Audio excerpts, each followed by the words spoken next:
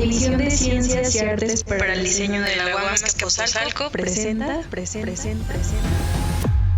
una conferencia magistral, un libro especializado, un paper en una revista internacional. ¡No! ¡Eso no es un paper! Buenos días. Hola, buen día. Estamos en un episodio más de la tercera temporada de los posgrados en diseño. Podcast de los posgrados de diseño. Esto no es un paper. Empezamos.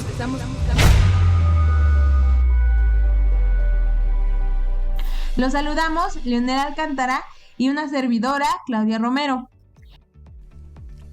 Hola, buen día. Estamos nuevamente en un episodio más del podcast de los posgrados en diseño en la edición de Esto no es un paper, con el tema que tiene que ver con pedagogía, diseño, educación. Es un tema bastante interesante y tenemos a dos invitadas que forman parte precisamente de la comunidad académica estudiantil de los posgrados en diseño. Les presento a Liz e Isabel. Si nos pueden platicar un poquito qué están estudiando, cuál es su posgrado al que pertenecen y un poco sobre cuál es su trayectoria o cuál es el antecedente de cómo llegan al posgrado en diseño. Liz. Hola a todos, yo soy Lisbeth Nogues Moreno. Yo estudié Ingeniería en Computación aquí en UAM Azcapotzalco, así como la maestría en Optimización. En este momento me encuentro estudiando el doctorado en Diseño y Visualización de la Información. Con respecto a la parte pedagógica, pues me he dedicado a dar clases en diferentes niveles, sobre todo a nivel medio superior y superior.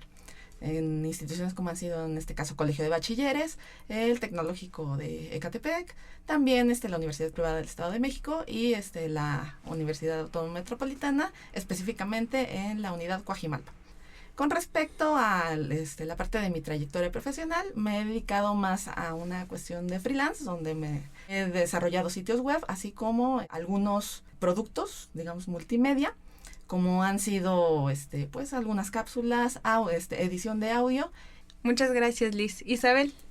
Bueno, yo soy Isabel Gallardo, soy arquitecta de la UAM Xochimilco, también hice una maestría en arquitectura en la UNAM y actualmente soy estudiante de nivel doctorado aquí en Azcapotzalco, en el área de diseño y estudios urbanos. Bueno, en general me he dedicado a la arquitectura, un poco lo llamo el lado oscuro porque estuve en el desarrollo inmobiliario y luego he estado en la parte académica, en la UAM y en el estado de Hidalgo. Y también una parte que me interesa mucho, precisamente por la formación de Xochimilco, es la cuestión social y por tal motivo pues me he enfocado mucho en revisar cuestiones de la arquitectura social como lo han encasillado los últimos años, y también mi docencia se ha enfocado hacia ese rumbo. Muchísimas gracias. En este capítulo la idea es abordar la educación en el diseño, sobre todo pensando en el siglo XXI. Todas las enseñanzas, todas las ideas nuevas y pues por supuesto platicar qué tan novedosas son, qué tan válidas son y qué tan criticables son. ¿Cuál es la finalidad del diseño para ustedes? ¿Qué finalidad tiene el enseñar diseño? Es decir, para que se inserten en el mundo laboral o industrial, para desarrollar innovaciones o para ofrecer alternativas a comunidades. ¿Cuál sería esta finalidad del diseño y de la enseñanza del diseño?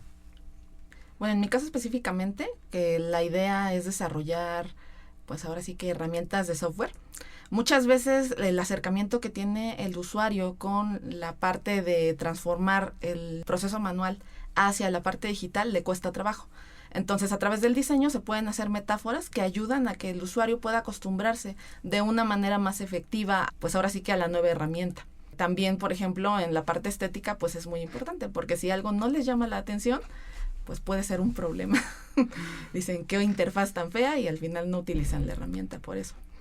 Ahora sí que de la vista nace el amor, y el diseño es una parte muy importante en esas cuestiones. He reflexionado a lo largo de los años y creo que es algo normal. Desde que eres estudiante, bueno, a mí me faltó mucha reflexión, que adquirí todo el conocimiento sin alguna reflexión profunda. Precisamente porque cuando estás en la licenciatura tienes como la novedad, ¿no? Entonces todo lo quieres adquirir y muchas veces uno carece de pues esta parte crítica.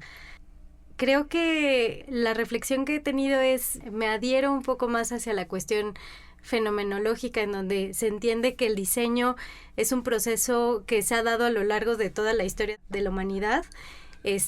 Un ejemplo que es común, se menciona, de ver el mundo, es la cuestión de la primera persona que hizo un techo para cubrirse de la intemperie. Eso ya es diseño. Entonces, se entiende, o yo lo entiendo como que el diseño está en las manos de todos, en la mente de todos pueden generar diseño. Ahora, eso pone en juego otra pregunta que es controversial en las disciplinas proyectuales, porque muchas veces se dice, bueno, ¿y entonces dónde quedamos los diseñadores? ¿Cuál va a ser nuestro papel?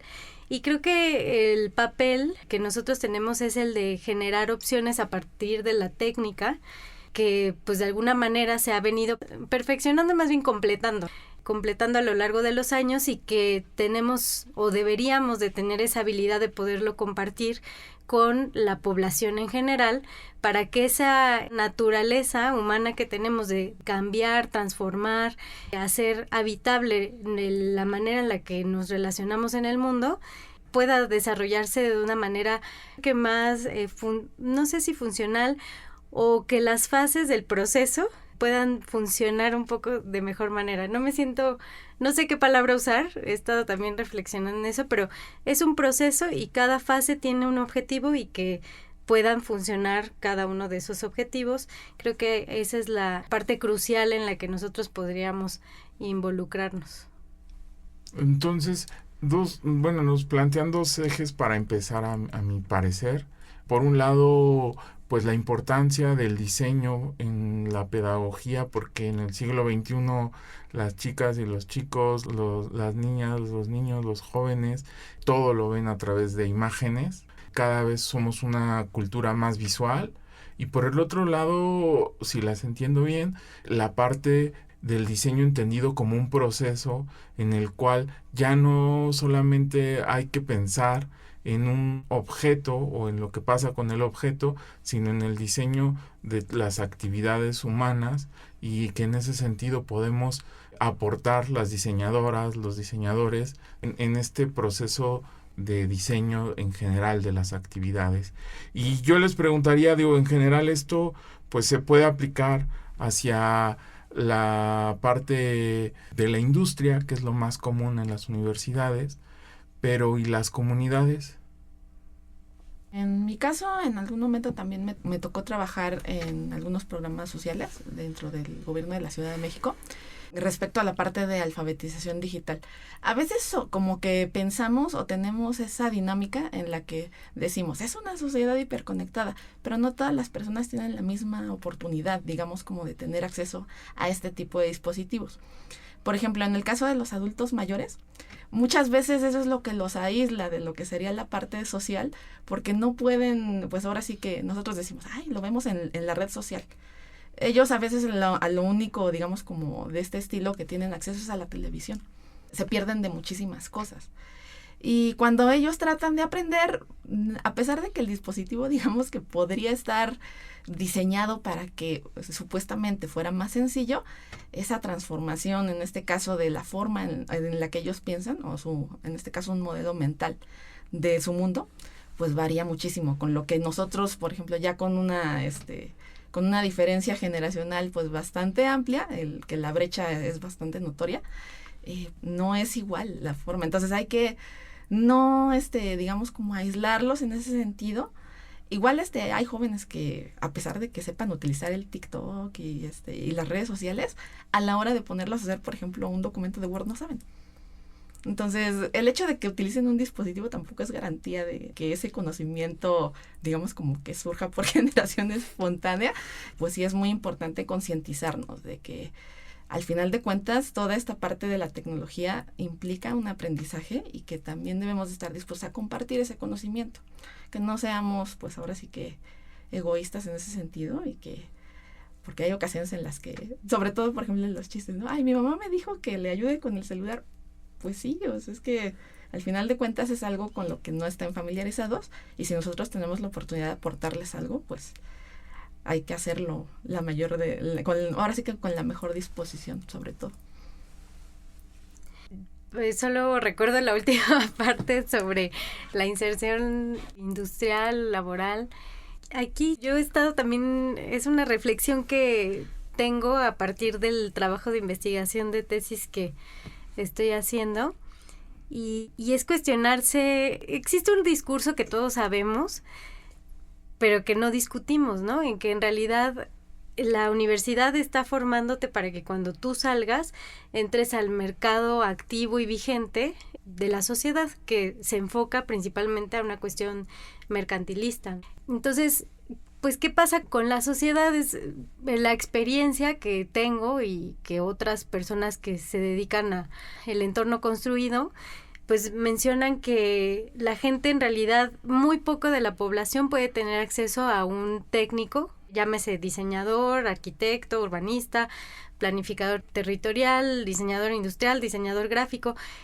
Y además de que no se tiene el acceso por diferentes circunstancias, además no se quiere tener el acceso, porque sí hay un discurso entre la gente en el que es muy difícil acercarse a un diseñador. Todavía se ve a la imagen del diseñador tradicional, esteticista, en la que el diseñador pues está casi en un pedestal y es inaccesible. Entonces es un choque cultural, ideológico, de pensamiento muy difícil de enfrentar, aunque la verdad creo que ahora podríamos decir que sí, ya estamos llegando a un punto en el que se está insertando este mensaje, pero creo que todavía estamos en ese proceso de transición en el que hemos sido formados con la visión de, bueno, vas a entrar a la universidad, vas a salir, vas a encontrar un trabajo, te vas a desarrollar, vas a ganar dinero, etcétera, etcétera, etcétera, pero no hay una cuestión de reflexión, o sea, y no está mal, no estoy diciendo que esté mal, al contrario, es bueno, es madurez. También creo que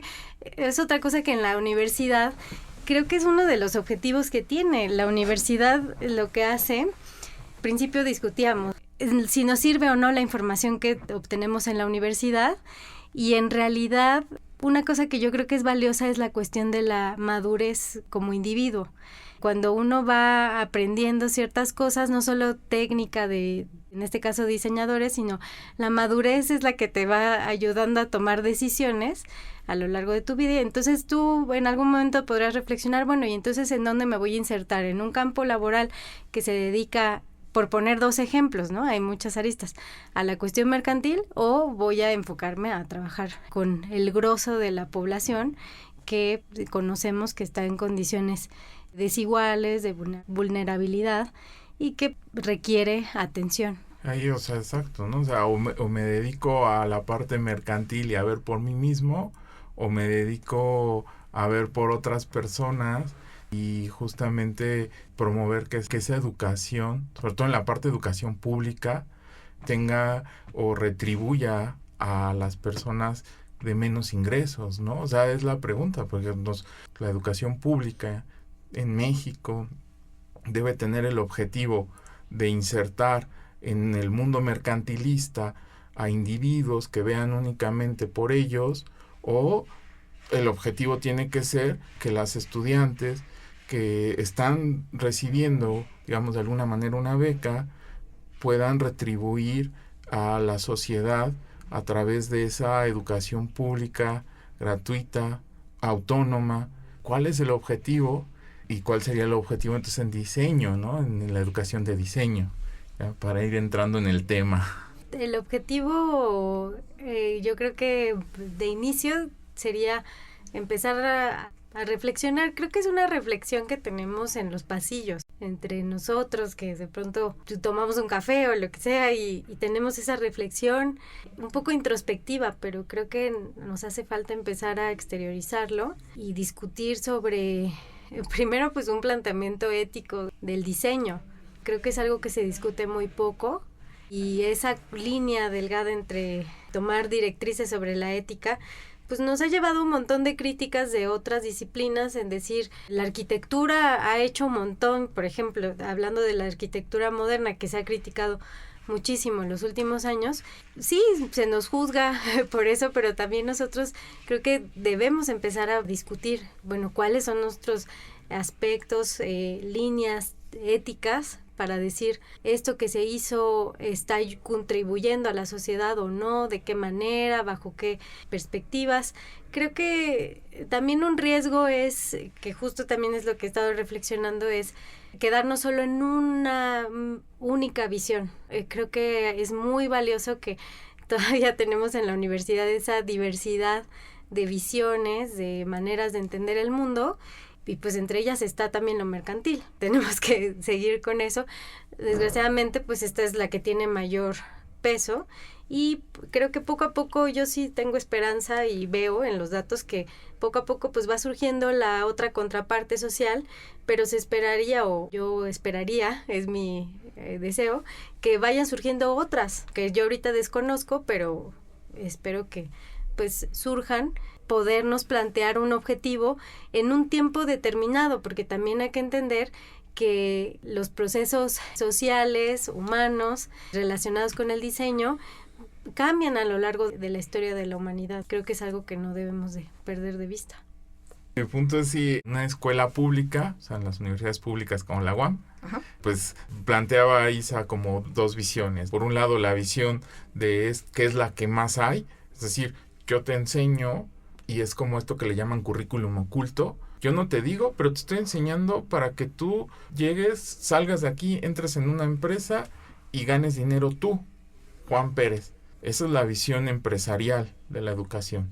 Y por otro lado hay otra visión, que es la visión comunitaria de la educación, donde dices, bueno, si tú estás estudiando en una escuela pública, pues entonces yo te tengo que enseñar el currículum oculto, eso que no te digo, pero todo va dirigido hacia eso, es para que tú generes, por ejemplo, te insertes en asociaciones civiles, en programas de gobierno o una serie de acciones comunitarias, porque al fin de cuentas, digamos, de alguna manera, como es pública, pues quien te está pagando la universidad pues es la gente. Entonces tu deber ya no es como quien estudia en una escuela privada, que es hacia, pues yo me pago, pues yo quiero, yo voy por mi beneficio, ¿no? Entonces en la pública esa otra idea, que es la comunitaria, plantea, si te están pagando la comunidad, pues tu objetivo tendría que ser retribuir la comunidad, ya sea a través de insertarte en gobierno, en una asociación civil, generar una asociación civil, trabajar con comunidades. Son esas dos visiones. ¿Qué opinas sobre esas dos visiones? En mi caso, yo que vengo, digamos, como de la parte de ciencias básicas e ingeniería, se tiene mucho más presente la visión empresarial, donde pues justamente la idea es obtener los conocimientos necesarios para insertarnos en el ámbito laboral y posteriormente pues ver por nuestro propio beneficio, digamos, ¿no?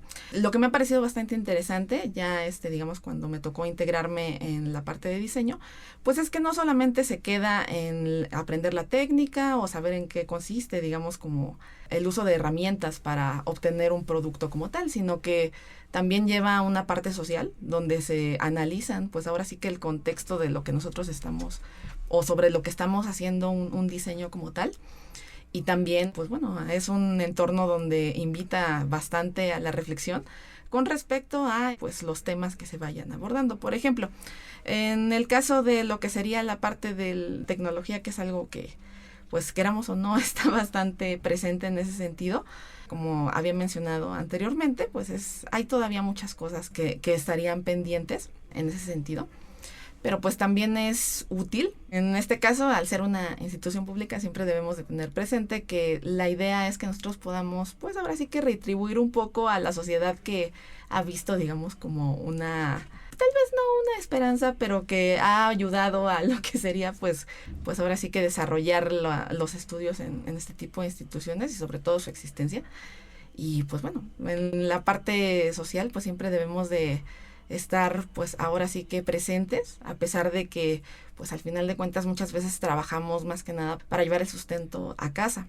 No nos debemos de alejar de eso, siempre tiene que estar, digamos, como dentro de nuestros pensamientos, que al final de cuentas somos seres sociales, vivimos en una sociedad y todo lo que hagamos, así sea, digamos, como muy pequeño, pues puede abonar a algo mejor sobre todo.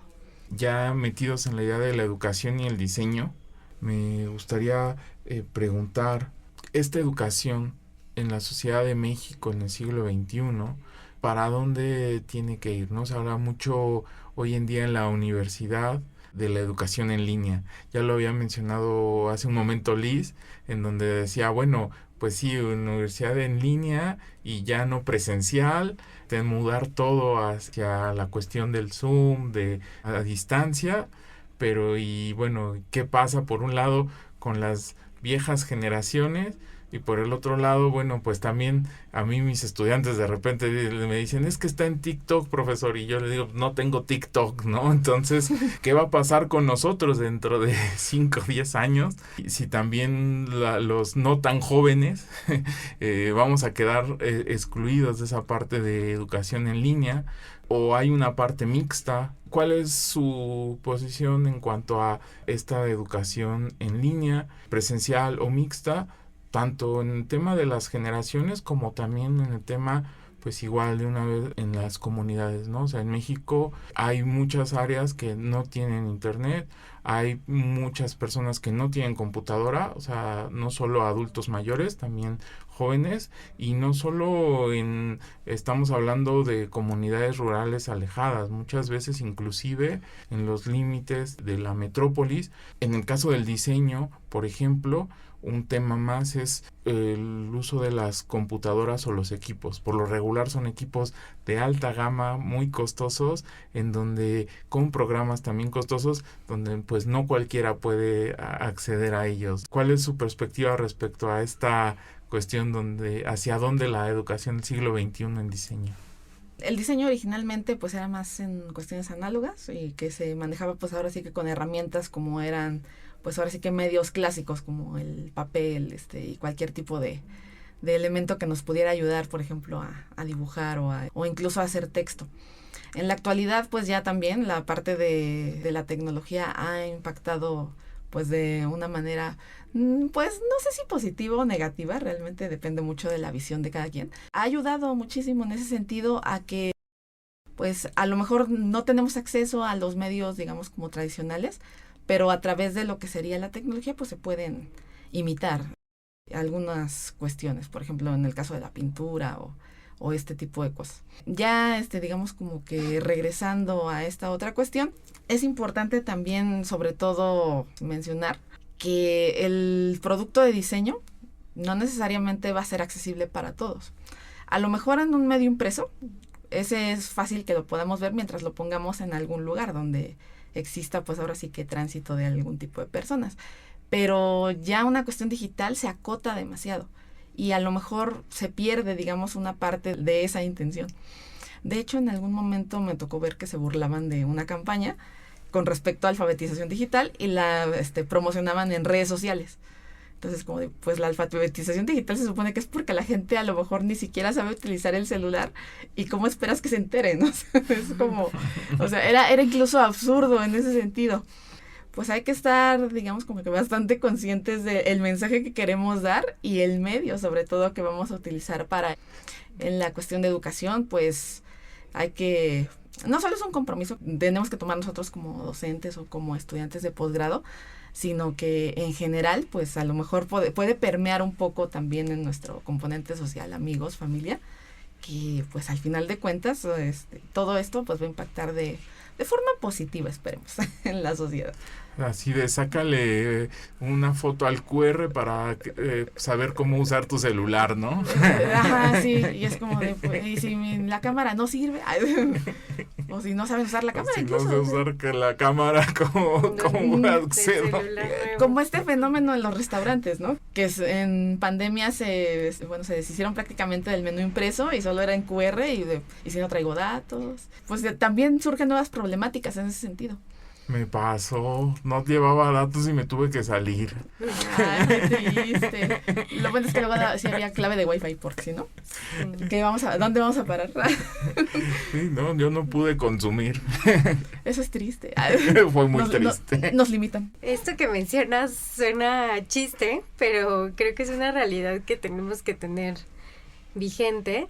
Y no es teoría de conspiración, aunque va a sonar conspiranoico, pero sí es una realidad que movilizarnos a esta cuestión totalmente digital nos va a limitar en muchos sentidos y va a hacer más desigual las desigualdades que ya tenemos y van a surgir otras, como mencionaba Liz. Hay un dato que lo tengo en la mente dando vueltas desde que lo leí para la tesis. El Foro Económico Mundial tiene una taxonomía de la educación, ahorita no recuerdo si al 2030 o un poquito más allá del 2030, probablemente es después. Bueno, ahí está publicada, búsquenla en internet. Y el dato que a mí me brincó muchísimo, porque yo me dedico a revisar la cuestión de la participación en temas de formación, me llamó mucho la atención las habilidades que ellos están definiendo en esta taxonomía, ¿no? Y muchas de ellas, de hecho todas, están enfocadas, y así lo dicen, están enfocadas en desarrollar habilidades sociales y voltear a ver más las habilidades blandas, lo cual para mí desde una perspectiva participativa digo, wow, qué maravilla, o sea, eso es lo que necesitamos. Justo, pues una de las críticas es que en el diseño carecemos de esas habilidades blandas, formación en habilidades blandas. Pero, pues habría que cuestionar quién lo está diciendo, porque es el Foro Económico Mundial. Entonces, ahí hay un discurso oculto, creo que no discutimos, y probablemente muchos ni siquiera sabemos esa información, y los currículos se están diseñando con las mejores intenciones, quiero pensar, pero parece que hay como una agenda oculta, ¿no? En esto. Y bueno, entonces yo ahí pues me cuestionaría. Hay que reflexionar. Iba a poner el punto sobre la UAM, ¿no? Porque decías esto de nos movemos todos a Zoom o nos quedamos en lo presencial. Azcapotzalco es de los planes que actualizó después de la pandemia a moverse a un modelo híbrido, que es bastante interesante, pero, por ejemplo, hablando de las UAMs, en Xochimilco se pusieron en contra de volver, por lo menos en arquitectura, estuvieron totalmente en contra de volver a la virtualidad. De hecho, las clases y cuando ha surgido la necesidad de volver a lo virtual, los estudiantes se ponen muy nerviosos de hacerlo. Y es que parece que allá en Xochimilco se vio, y muchos de los estudiantes de arquitectura, por lo menos que conozco, o bueno, en el ambiente en el que yo me desarrollo como docente, sí les causa un poco de ruido que, por ejemplo, el taller de diseño sea virtual, por la cuestión técnica, la cuestión presencial, la cuestión a veces de que agarrar el lápiz, cómo se moldea, un montón de cosas que necesitan el contacto persona a persona para poderse formar. Creo que hay otras cosas, y esa siempre ha sido mi postura desde que empezó la pandemia. Creo que también otra cosa que no discutimos es la propia persona, su individualidad, su carácter, su personalidad, tiene ciertas inclinaciones. Hay gente que es totalmente extrovertida y o sea, si tú los encierras, se mueren, ¿no? Y hay gente que no, que está en la introversión y reflexionan y pueden estar muy bien en un ambiente así. Y pues que favorece la virtualidad.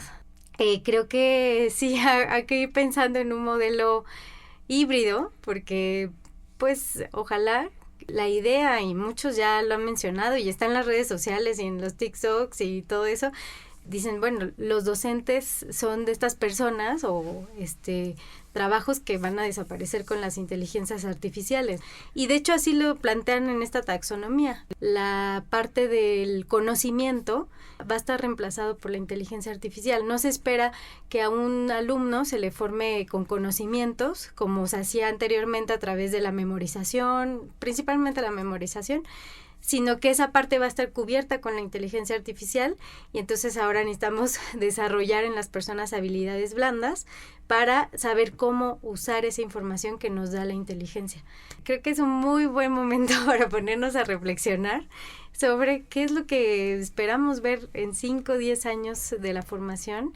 Bueno, está el riesgo de desaparecer, ¿no? Pero bueno, eso siempre ha existido, creo, ese riesgo. ¿Tú, Clau? Pues precisamente estaba escuchando lo que comentaba Isabel y pensaba en un montón de cosas. O sea, creo que es más que evidente que se va a reemplazar a quienes solamente pasan 20 slides de un PowerPoint durante 30, 40 minutos y que no va más allá de leer lo que viene en la diapositiva. Eso es como yo creo que eso es lo más pronto. Sin embargo, como tal, la experiencia de la persona que está detrás de esa clase es irreemplazable. Y yo creo que ahí el reto está en cómo se transmiten esos conocimientos a través de las nuevas tecnologías. Y yo creo que ahí es donde estamos cojeando un montón, porque como tal no existe la infraestructura, y me va a poder confirmar Liz con respecto a la universidad, que no cuenta con la infraestructura para poder ofrecer nuevas alternativas, nuevos productos pedagógicos, didácticos, dinámicos, que precisamente ayuden a digerir los conocimientos, las materias, las UEAs para un nuevo público. No necesariamente tiene que ser como pues público joven, porque hay personas que estudian y que ya son grandes, ¿no? O sea, que ya son de 40, 50 años, pero que también es importante tenerles en cuenta. Como bien comentaba Liz, hacer ese espacio didáctico, ¿no? Ese espacio educativo de una manera didáctica. Y yo creo que sí tiene que haber una gran apuesta sobre toda la infraestructura, la inversión que se tiene que hacer para poder reacondicionar de algún modo. Digo, aquí en Azcapotzalco tenemos una plataforma viejísima que se llama Cambian. Y hasta parece chiste porque entre cualquier persona que estudie dentro de la universidad, le dices Cambia y es como que, ay no, o sea, qué horror. Porque está horrible, o sea, en todos los sentidos, porque realmente desconozco desde hace cuántos se reacondicione, se innove dentro de esa plataforma. Y, por ejemplo, lo vemos como Classroom le metió un montón para reacondicionar su plataforma en pandemia. Y entonces es bien interesante cómo, a pesar de que la institución tiene una plataforma, utiliza otra. O sea, ¿por qué pasa eso? Eso por un lado es interesante. Y por otro lado me recuerda a una encuesta que se hizo con respecto al programa que en Azcapotzalco se mantiene de los viernes que no hay clases presenciales, del PROPAE, si no me equivoco, de si quieren seguir, cuánto tiempo te ahorra, cuánto gasto te ahorra, ¿no? En cuanto a traslados, etcétera. Y a los docentes también se les pregunta, o sea, ¿tú cómo lo ves? ¿Está bien, no? Y una de las preguntas que se le hace tanto al alumnado como a los docentes es si cuentan con el conocimiento sobre las herramientas tecnológicas para poder llevar a cabo su clase, particularmente en los docentes.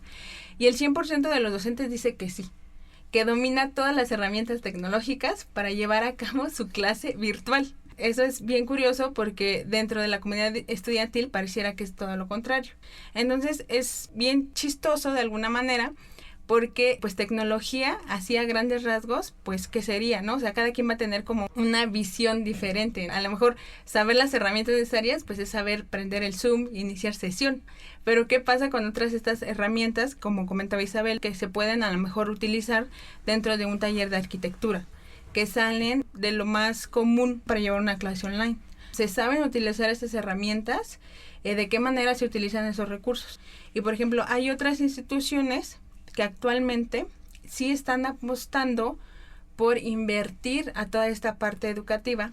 Pues no voy a decir mucho, pero pues de primera mano, que están apostando una fuerte inversión de un montón de profesionistas para armar una plataforma que se adecue, que logre con el cometido que es un aprendizaje dentro de una plataforma online y que no lo abandonen, teniendo en cuenta pues que es a distancia, que es autogestivo de alguna manera, porque pues hay fechas de entrega, pero que es autogestivo, que las lecturas no sean tediosas, que otros recursos se pueden utilizar como para interactuar, para jugar.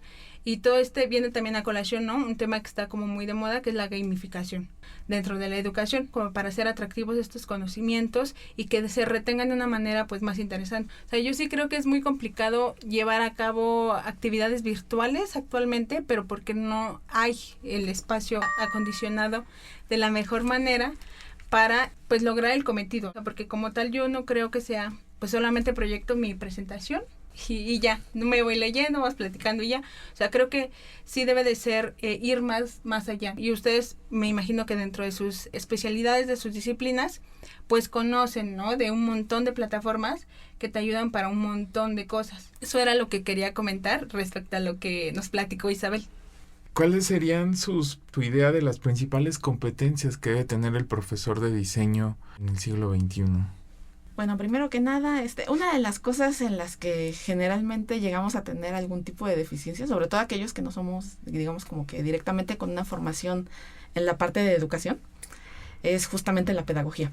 Muchas veces, digamos, nada más llegamos, tratamos de plasmar o de transmitir el conocimiento como a nosotros nos lo transmitieron, pero no hay una estructura o no hay una metodología en la que nosotros nos estemos basando como tal. En la parte pedagógica, pues hay muchísimas técnicas que se pueden manejar y sobre todo es súper importante, por ejemplo, en el caso de la universidad, considerar que no se utilizaría como tal pedagogía. En general se divide en 2 áreas, la pedagogía, que está enfocada en este caso a la enseñanza temprana y que está pues más enfocada en la parte de la repetición. Y lo que sería la andragogía, que sería la que nos concierne a nosotros, que está enfocada a la parte de los adultos, donde se maneja más por proyectos, se maneja más en una cuestión vivencial y sobre todo que pues sepamos para qué nos está sirviendo algo. Sobre todo muy importante y que se me hace pues así como el corazón de este tipo, pues ahora sí que de enseñanza, es que tomamos en cuenta todo lo que ya conoce la persona. No solamente es como de, llega el profesor, esta es su forma de ver las cosas y es la verdad absoluta, sino que en general se debe de motivar que el alumno, con referencia en este caso a su conocimiento previo, pues pueda justamente resolver o abordar algún tipo de problema. Específicamente en mi tesis hay algo que se llama, en este caso, grafos genéticos, que es una manera en la que se representa este conocimiento, como la persona en dado caso necesita algo que se llaman postcondiciones, que son los conocimientos previos, posteriormente realiza un proceso en el cual pues aprende o en dado caso puede realizar algún tipo de actividad y una vez que la finaliza y dependiendo del resultado, comparado con algún tipo de métrica, pues sabemos si lo hizo bien, si le falta practicar o bien pues definitivamente tiene que repetir todo desde cero. Más que nada en lo que nos debemos enfocar es primero que nada el usuario, cuáles son las características que tiene, porque muchas veces como de, está la información, la vamos a transmitir, pero no nos aseguramos de que esa sea la mejor manera de hacerlo para la mayoría. La ventaja, por ejemplo, de una educación virtual es que se puede, digamos, como personalizar un poco esta experiencia. El usuario, si necesita repetir algo y está ahí el material, pues lo puede hacer sin problema, cosa que la presencialidad en ocasiones limita, tal vez no porque el usuario no quiera, sino porque esta cuestión social se siente la presión de, ya va a preguntar otra vez, o, ya, pero si ya lo dijo, o incluso el mismo profesor, a veces podemos caer en ese vicio de, ya lo repetí 2 veces, o algún tipo de cosa que puede incomodar, o que incluso puede limitar, en dado caso, la curiosidad de los estudiantes. Lo importante es encontrar, digamos, como este punto de partida, que yo considero que sí es muy importante que en la parte de pedagogía ahora sí que entremos un poco más en ella y que no solamente la tomemos de manera superficial, sino como lo que es, una estructura en la cual nosotros podemos transmitir conocimiento de forma más efectiva. Pues coincido 100% con Liz. Bueno, por lo menos en arquitectura y que corresponde a diseño de espacio urbano, pues carecemos un montón de la información sobre la didáctica, la pedagogía. Recuerdo que en la UNAM, no sé si ya cambió el programa, la maestría tiene una asignatura que habla acerca de, ya no me acuerdo si didáctica, algo así, relacionado a la cuestión, o sea, por el nivel de maestría, pues se intuye que tú tienes que estar capacitado para poder compartir el conocimiento con estudiantes.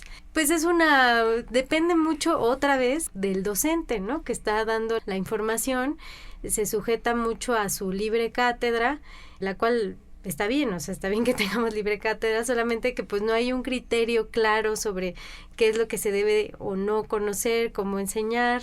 Sí, es una crítica muy fuerte, deberíamos estar mucho más inmiscuidos.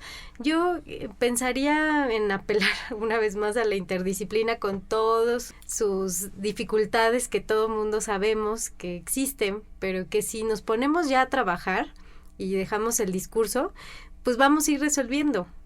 Todo mundo sabemos que la inter y transdisciplina es difícil porque somos seres humanos y nos cuesta trabajo ponernos de acuerdo, pero mientras lo ejerzamos, o sea, empecemos a tomar los pasitos para empezarnos a poner de acuerdo, creo que vamos a comenzar a adquirir nuevos conocimientos respecto a otras disciplinas, otros conocimientos, saberes, y en este caso pues también cómo transmitir conocimiento, no solo solo de manera unilateral, ¿no? Del docente al estudiante, sino también del estudiante al docente, que también sabemos que hay mucha información que nosotros obtenemos de ellos, no solo como aprendizaje personal, sino como aprendizaje para, en este caso, producir diseño. Sobre las habilidades y competencias, pues otra vez traigo a la mente esto que dice el Foro Económico Mundial. ¿Qué se espera de los estudiantes? Que tengan habilidades blandas. Pues entonces, ¿qué se esperaría del docente? Pues que tengan habilidades blandas.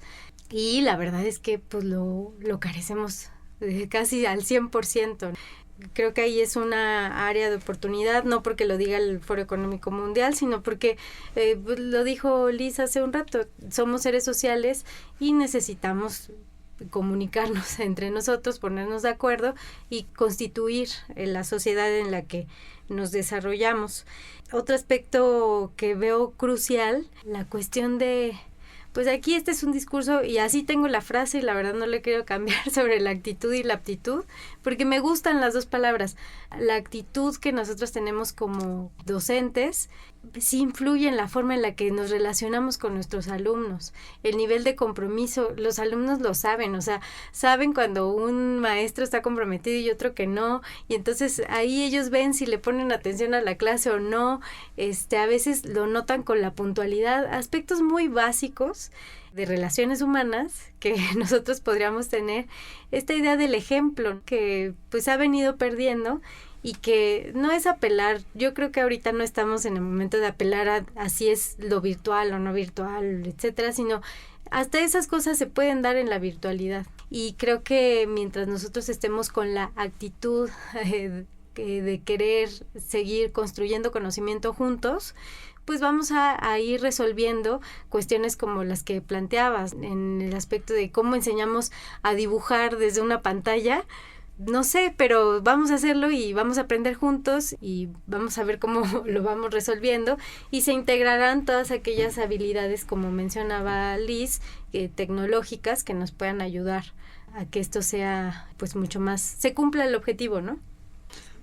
Muy bien, pues creo que mencionan dos cosas bien interesantes. Por un lado, el tema de, bueno, justo ya ahondando sobre esta parte de cómo enseñamos, y por el otro lado, bueno, creo que un tema que ha empezado a permear es la idea de los conocimientos prácticos de la profesora o el profesor se transmiten hacia las alumnas y los alumnos.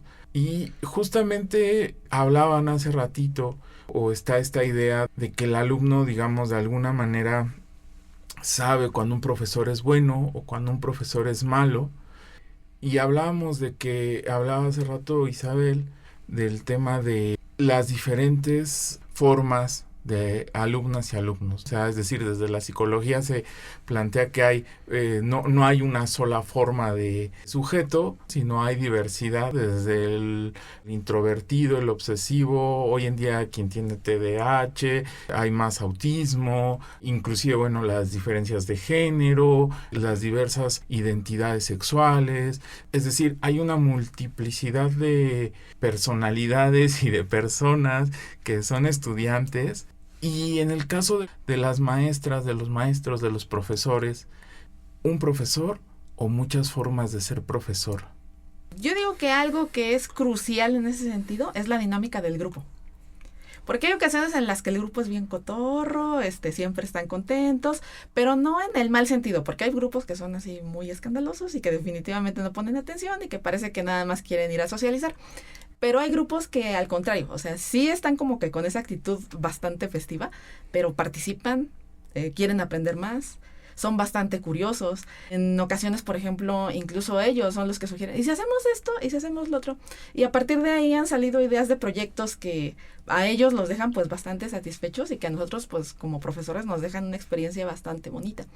Igual hay grupos que son muy serios y que quieren así como pues prácticamente todo como, no como lo dice el libro, pero sí como muy estructurado. Entonces no hay pie, digamos, como a salirnos un poco del molde o a salirnos un poco del tema, y pues hay que atenerse a lo que diga el temario de la UEA en este sentido. Yo digo que sí, hay muchas maneras de ser profesor, y que pues al final de cuentas, así como sucede en el diseño de que nos enfocamos en el usuario, pues hay que enfocarnos en los estudiantes. Pues tal vez digamos como aprender a leer un poco entre líneas para saber cuál sería la mejor manera en la que podemos aprovechar tanto las características de los estudiantes como pues pues ahora sí que las habilidades que nosotros hemos desarrollado o las que tenemos, digamos, como de forma intrínseca por ser nosotros mismos. Sí, yo también pienso que varias maneras de ser profesor y varios profesores. Sé que es complejo. En Xochimilco, en la UAM, pues hay una discusión muy profunda sobre el sistema modular. También en los talleres de diseño de la UNAM, pues es bien conocido que hay muchos maestros de un solo taller de diseño y pues eso trae sus dificultades para poderse poner de acuerdo. Son cosas que creo que se resuelven conforme se ejecuta el proceso formativo. Pero creo que eso tiene riqueza porque la información no queda solamente en una persona y sesgada por una persona y te permite ver lo que acabas de mencionar, ¿no? O sea, que hay una diversidad abismal sobre las personalidades, las maneras de aprender, de expresarse, etcétera, que deberían ser tomadas en cuenta y que yo estoy totalmente convencida, a lo mejor por mi propia personalidad, que es difícil de atender o imposible. Yo no podría atender todas las diversidades de mis estudiantes porque soy un ser humano limitado. Entonces, ahí otra vez pues apelar a la cuestión del grupo. Y no solo del grupo, otra vez viene la interdisciplina, porque hay cosas que nosotros por nuestra formación pues tiene un sesgo y que es natural, pero que pues con la interdisciplina pues se puede ayudar un poco a balancear. También pensaría en otra cosa que es bastante interesante y que yo pensé que la verdad, para que veamos cómo nosotros nos sesgamos, ¿no? La cosmovisión que tenemos del mundo, pensamos que todo el mundo es así. Y es difícil salir de ese esquema. Ahora que he estado haciendo la investigación y revisé los planes de estudio de las universidades que enseñan arquitectura, urbanismo y planeación territorial en la zona metropolitana, yo tenía la idea de que todo el mundo enseñaba arquitectura igual que en Xochimilco. Y un poco pues me daba una idea de qué pasaba en la UNAM, porque pues todo el mundo se relaciona con la UNAM. Pero yo decía, bueno, pues todos trabajan en equipo, hay talleres de 20 y tantas personas. Bueno, sé los de la UNAM que son de 50 y tantos, 70, pero uno no alcanza a vislumbrar qué es lo que ocurre fuera de tu propio escenario. Y cuando revisas los planes de estudio, te das cuenta que hay por lo menos el 50% de los planes siguen enseñando, en este caso arquitectura, de una manera, vamos a decir, tradicional, en la que los proyectos son individuales. Una cosa que yo decía, bueno, eso yo jamás lo vi así en la UAM y no pensé que la arquitectura se enseñara de manera individual. Esa es una cuestión. Y la otra es que se siguen enseñando a través de proyectos ilusorios, ¿no? O sea, un ejercicio, un escenario tipo en el que el alumno tiene que resolver un problema, pero que no está para nada vinculado con la realidad social, espacial y a veces ni siquiera del propio alumno. Para que veamos una cifra que a lo mejor a mí me pasó que en mi campo yo digo, bueno, pues la mayoría tiene proyectos reales, se va con las comunidades, con sus asegúnes, pero bueno, por lo menos tienen contacto con un denominado usuario real, que es un habitante con una personalidad diversa también, y que pues uno esperaría un trabajo muy arduo de conocimiento del otro. Por lo menos en este dato se ve que todavía tenemos un camino que recorrer en ese aspecto y que otra vez discutir y replantear y analizar sobre qué es lo que está pasando en el diseño, ¿no? En el aspecto formativo. Sí, claro, o sea, a mí me encantó lo que dijo Liz, o sea, esta parte de decir varios profesores, bueno, las dos creo que dijeron varios profesores, y porque esa diversidad también nutre a las alumnas y alumnos. Claro, algunas van a empatizar más con una que con otra, y por el otro lado, pues también hay varias versiones de profesor, que eso también es algo de lo que no se habla, porque justo en la psicología se habla de que ya hay máscaras, digamos que ya no hay identificaciones, ya no hay identidades, sino identificaciones, es decir, hay máscaras que uno va ocupando, entonces uno se comporta de forma muy distinta con sus papás, que como se comporta con sus amigas, que como se comporta con su pareja. Y eso es parte del ser humano, ¿no? Esta polimorfosidad. Entonces, en ese sentido, entender que el profesor también es polimorfa, cuando está y que puede ser muy distinto con el grupo de la generación del 20 que con la generación del 25, es algo súper interesante. Y por otro lado, creo que la parte de las comunidades también, el que las prácticas y la interacción de lo que se haga tenga relación con el habitante, me parece que son dos cosas muy interesantes, son dos puntos primeros que creo que nos dejan como una reflexión final. Y bueno, ya para ir cerrando esta mesa, una pieza fundamental del ejercicio del diseño es el amor a investigar y aprender. Por el otro lado, el amor a la práctica del diseño. ¿Esto se puede enseñar? En este sentido me gustaría tomar como punto de partida, a lo mejor pues un poquito de que pensemos cuando éramos niños a qué nos queríamos dedicar. A lo mejor es igual o siempre, por ejemplo, siempre fue mi sueño ser astronauta, ¿no? Y alguien que lo consigue, pues digamos que se podría sentir realizado en ese sentido, ¿no? O a lo mejor cuando éramos niños decíamos, pues yo quiero ser maestro, quiero ser bombero, y al final de cuentas la vida pues nos llevó por otro lado. Entonces, muchas veces este tipo de decisiones las tratamos de tomar desde dos enfoques. El primero, que es pues justamente la parte vocacional, lo que queríamos hacer, y otro pues a dónde nos ha llevado nuestro entorno. Voy a hacer un poquito, digamos, como personal en este caso esta cuestión, porque originalmente yo quería ser profesora cuando era niña. Después fue cambiando un poquito, digamos, como que mi forma de pensar y quería ser diseñadora. Por cuestiones, digamos, como pues más económicas que otra cosa, terminé estudiando ingeniería en computación. Y al final, pues ya ahora en el doctorado, pues pude incorporarme a la parte de diseño, que era, digamos, como regresar un poco. Y la vida para la parte laboral me llevó a ser profesora. Entonces, de cierta manera, pues se cumplió toda esta parte.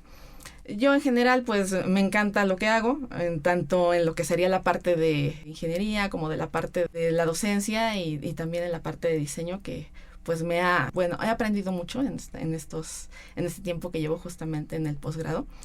Y pues de cierta manera, por ejemplo, cuando doy clases, yo quiero transmitirle eso a los alumnos.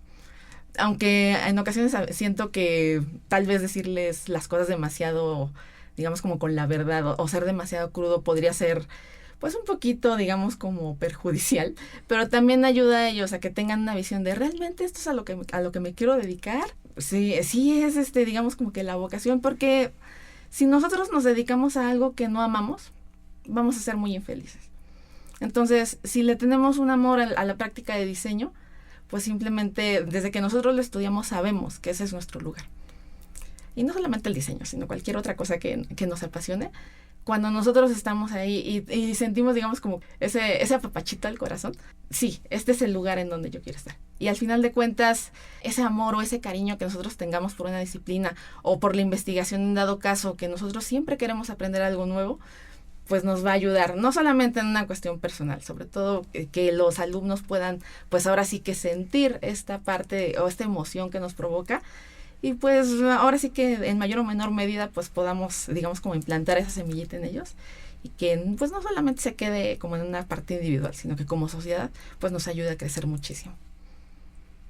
Creo que esto que decías del TDA, lo he estado reflexionando porque entiendo que es poco, tú eres el experto en ese tema, pero entiendo que es poco diagnosticado cuando son adultos. O sea, las mayores investigaciones son en niños y parece ser que se ha venido estudiando últimamente adultos con TDAH. Entonces, me ha causado mucho eco personal. Aquí ya me estoy desahogando porque veo ciertos patrones en los que digo, creo que podría yo tener TDAH Y un dato que decían y que lo traigo a colación de esta pregunta es sobre el amor y la pasión que uno tiene por algo. El doctor que estaban entrevistando mencionaba que ayuda a la cuestión de terminar un proceso en personas con TDAH, el sentirse apasionado, amar, involucrado con algo en específico, porque justamente te ayuda a enfocarte en ese proceso, poderlo iniciar y poderlo terminar, y es muy probable que en el transcurso digas no, pues siempre no y así, pero esa pasión y amor te hacen terminarlo. Entonces él decía, ayuda muchísimo que la persona no tenga un tratamiento, no tenga medicación, es muy probable que termine. Yo creo que sí, o sea, definitivamente aprender, investigar, amar lo que haces. La verdad es que sí, la arquitectura ha estado desde, como decía Liz, desde muy temprano en mi edad. Igual personal, una experiencia personal es que en la secundaria tomé un taller de estos de secundaria que hablaba sobre diseño. En ese entonces ya había decoración de interiores y me gustó muchísimo y yo decía, sí, yo voy a ser decoradora de interiores y no sé qué. Y cuando llegué a la preparatoria, probablemente si tengo TDAH es por eso que me costó mucho trabajo saber qué era lo que iba a estudiar. Y mis papás me sentaron y dijeron, oye, ya vas a terminar, creo que como 2-3 semanas y tú no nos has dicho qué vas a estudiar. Y bueno, pues mi mamá en ese caso me ayudó y dijo, oye, pues ¿te acuerdas de diseño de interiores y no sé qué? ¿Por qué no estudias arquitectura? Y dije, bueno, pues sí. Y claro, y es algo que les comparto a mis alumnos. En Hidalgo teníamos sesiones de tutoría, muy difícil, por cierto. Bueno, hablando de capacidades, a lo mejor también la cuestión que se relaciona con las habilidades blandas, pero la tutoría nos aventaban ahí al ruedo y una había que ver cómo le hacía. Yo les compartí a mis alumnos que estaban a la mitad de la carrera, al final, siempre ya queriendo desertar, pensando, ya me equivoqué de carrera, me salgo y vuelvo a empezar.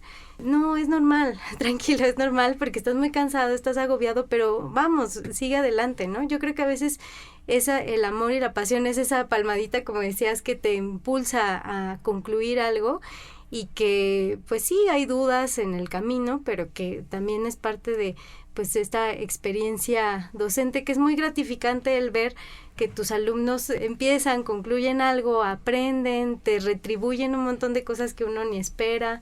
Es apasionante y por lo tanto sí espero que no desaparezcamos con las inteligencias artificiales, porque es esa humanidad que estaríamos perdiendo. Bueno, no estoy en contra de la inteligencia artificial, quiero dejarlo muy en claro, pero lo estaríamos perdiendo porque ese contacto humano estaría de manera diferente, porque sí está, pero estaría de manera diferente y superficial y pensaría que pues adecuada a lo que tú quieres y no tanto lo que la otra persona puede sumarte y tú puedes sumarle a la otra persona.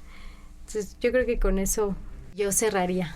Isabel, Liz, muchas gracias por compartirnos esta experiencia de ustedes como docentes desde el otro lado, desde lo humano, desde la vida personal, entrar a la vida de las maestras desde sus propias experiencias. Y pues gracias por este último consejo, apapachar siempre a las personas con las que estamos, a nuestras estudiantes, a nuestras familias, a nuestros seres queridos, la mejor forma de enseñar. Gracias.